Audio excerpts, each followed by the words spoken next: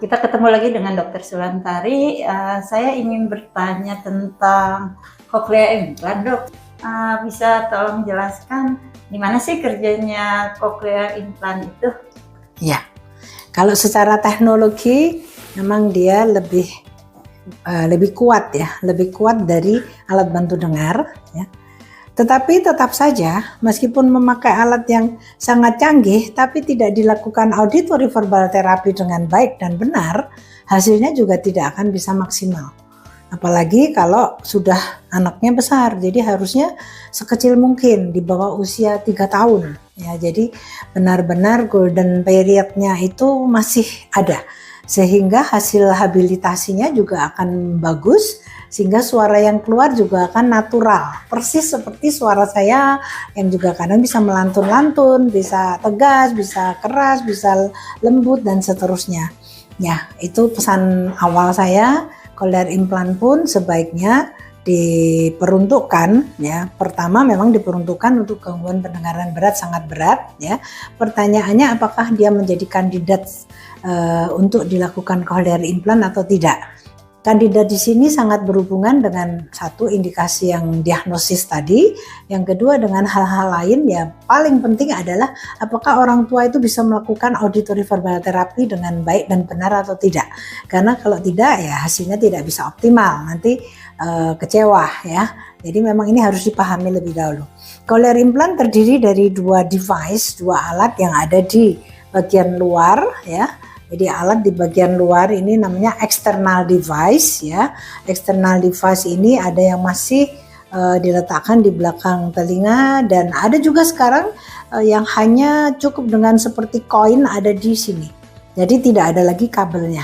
Ditempel di mastoid ya, mastoid, di mana di sana di baliknya ada implan yang internal ya. Implan internal ini yang harus kita pasang ya di atas tulang tempurung bagian temporal ya, sehingga kemudian dia berada dijepit di antara tulang kepala dengan tempurung kepala dengan yang ada di bagian luarnya sampai ke daerah kulit. Jadi nanti di sini akan ada magnet ya yang menghubungkan antara external device ya dengan internal device ya, sehingga dia bisa melekat. Kemudian yang harus kita masukkan adalah cochleanya ini sebenarnya kecil sekali, Bu. Mungkin apakah bisa terlihat dengan jelas bahwa ternyata cochlea kita itu sangat-sangat kecil. Oh ya. Itu yang kecil itu ya, Dok? Kecil ini di ujung ini yang bergerak-gerak ini ya. Ini kecil sekali ya. Kecil sekali, ini yang masuk di dalam rumah siput berupa elektrode.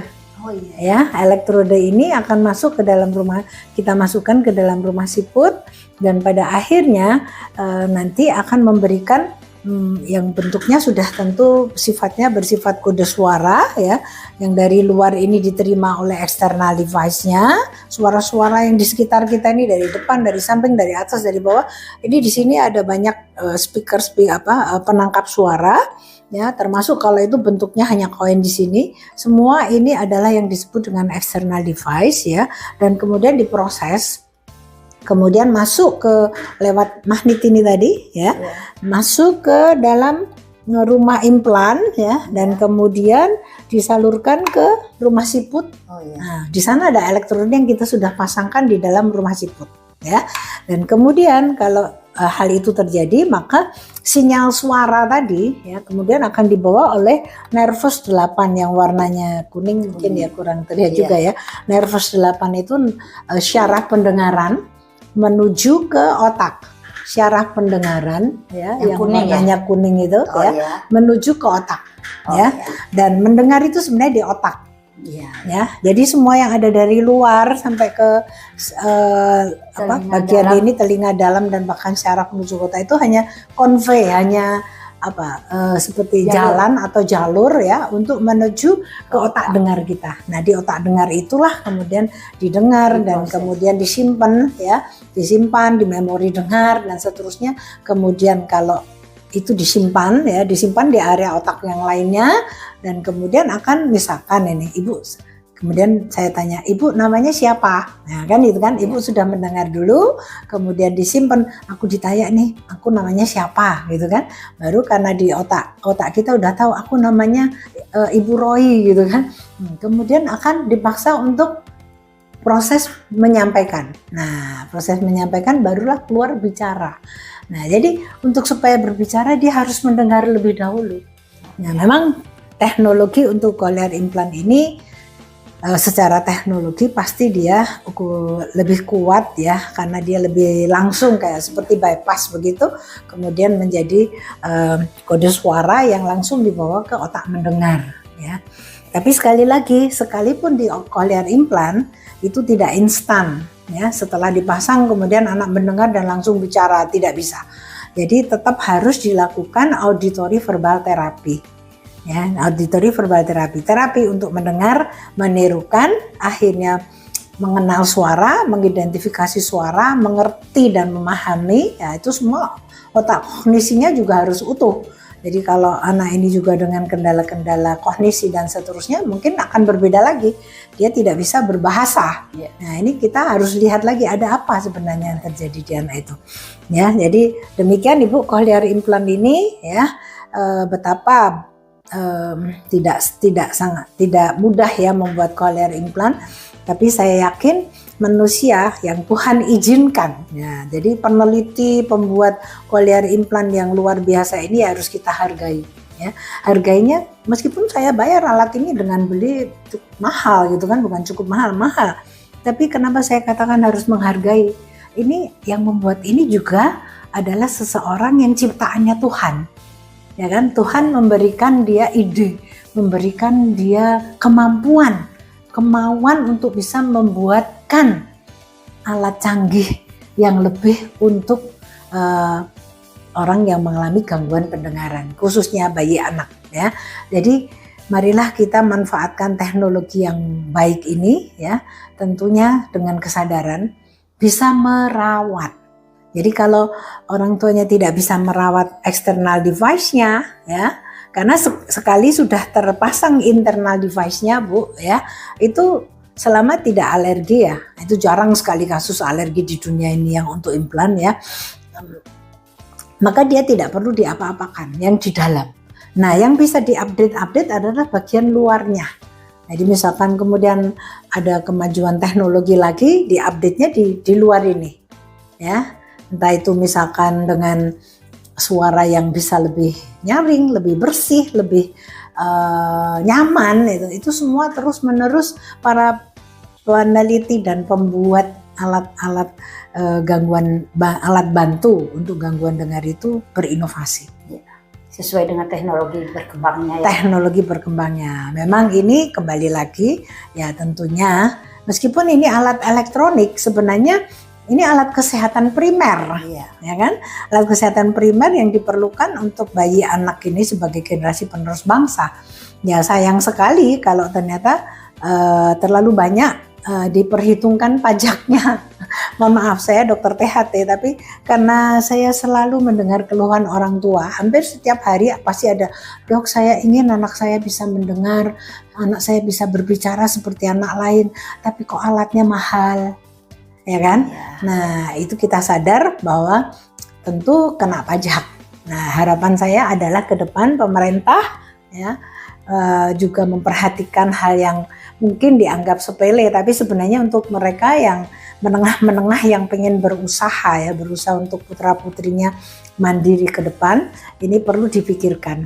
Apakah perlu dipajekin alat bantu dengar dan cochlear implant? Nah kalau memang perlu, seperlunya saja. Ini sebenarnya ini kebutuhan pokok ya dok? Kebutuhan pokok, kebutuhan primer ya, ini Bu. Bukan primer. Sekunder ya dok? Bukan ya? Sekunder, bukan tersier ya kan. Jadi yang primer ini, yang kemudian alat kesehatan primer untuk generasi penerus kan, ini kan mendengar itu kan ibarat jendela ilmu pengetahuan ya. Meskipun kalau saya menganggap itu pintu ilmu pengetahuan masuknya lewat sana semua ya, dan kemudian kita bisa berpikir dan merasakan itu kan luar biasa ya. Jadi demikian harapan kami, saya hanya menyampaikan banyak keluhan dari para orang tua yang ingin menghendaki putra-putrinya juga bisa mendengar dan berbicara seperti anak normal lain, sehingga bisa komunikasinya tidak terbatas seperti yang lain dan bisa mandiri sampai di perguruan tinggi, bisa jadi apapun dengan berbahasa verbal yang jelas, yang bisa dimengerti baik oleh orang lain. Dan sekali lagi yang mendengar itu tidak perlu merasa kasihan, tapi dia harus fight, harus berjuang. Nah, mudah-mudahan pajaknya untuk alat ini, saya sekali lagi menyampaikan keluhan orang tua ya Bu ya. Semoga tidak mahal-mahal amat ya, hanya seperlunya saja, untuk memang perlu untuk memasukkan income kepada pemerintah. Tapi kalau bisa pun yang mana sih yang harus dipajekin?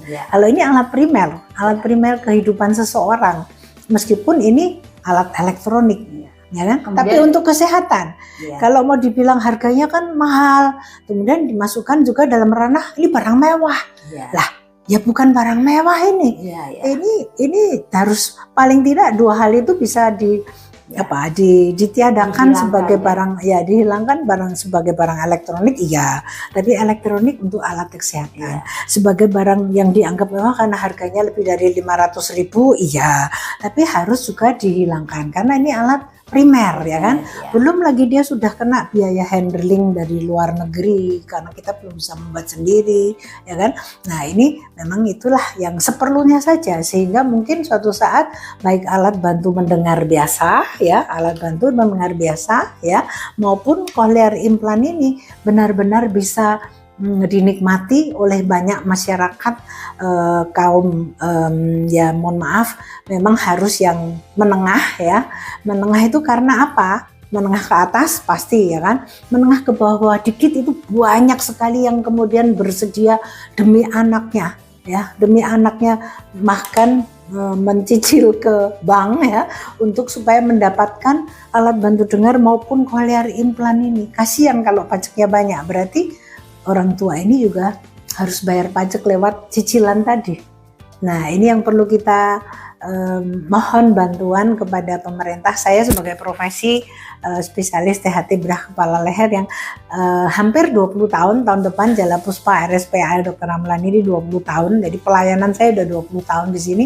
Itu banyak sekali mendengar keluhan orang tua dan saya hanya bisa berharap mudah-mudahan Bapak Ibu ada rezeki, kalau memang berkeinginan yang baik tentunya Tuhan pasti akan mendengarkan.